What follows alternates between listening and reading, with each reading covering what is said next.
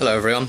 I've been thinking a lot lately about moths. What is the problem and deal with moths? Seriously, I mean, their cousins, the butterflies, are pretty chill, aren't they? You know, they fly about not too fast, not so fast that they're going to get totally lost. They're just going about, taking their time, going at their pace. They know what they're doing, and they, as they go about, they're like, well, yeah, I've got a social security number. I've got a national insurance number. We're fine. I've got a steady job. I've got sensible things to worry about.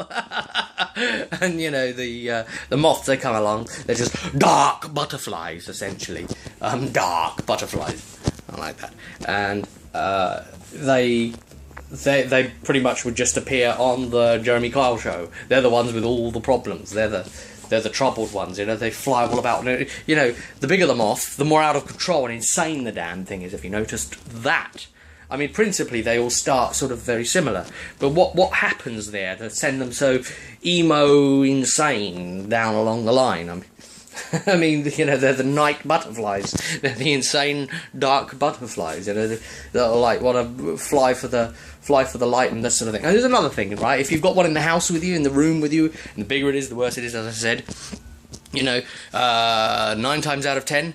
That one time being the exception that you kill it first, it will fly into your face and head and neck and repeatedly punch you and headbutt you with its tiny little things. But it's still not nice, You're trying to do whatever, and it's just gonna boom, ping, pong, pong, ping, pong, just over and over again. This bloody moths. Why do they feel the need to do this? As I say, butterflies, they're chillax, aren't they? They're fine, we don't get all this nonsense from them, but bloody moths, it always has to be, doesn't it?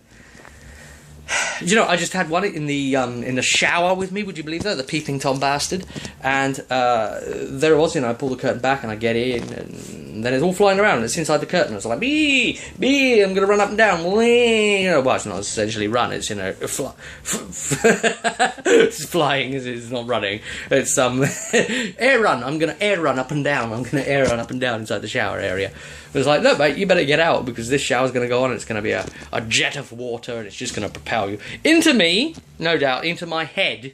This is, where you normally end up punching me, nutting me, you nutters. So, yeah, I managed to get it out, and then pulled the curtain across, and then it flew in over the top again, and I managed to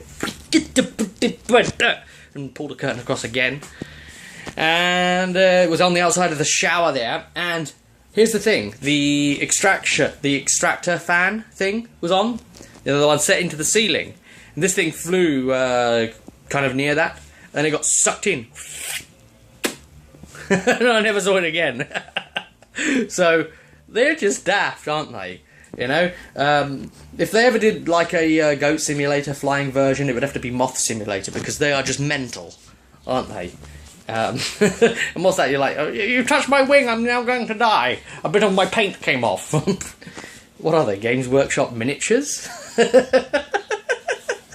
Like the sort of things that would be put up on the Rate My Mini type thing where they haven't put varnish. Moths need varnish! Damn it, butterflies have sorted this issue out, they've got all these grand colours, they've got eyeballs on their wings to stop you trying to eat them, none of this sort of issue, but moths, so touch me at my paint, oh, I got no varnish, and that would be it. So yes, that's my initial thoughts on the trouble with moths.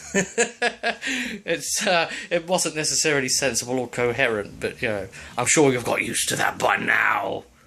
Yes, and I'll see you at the next one.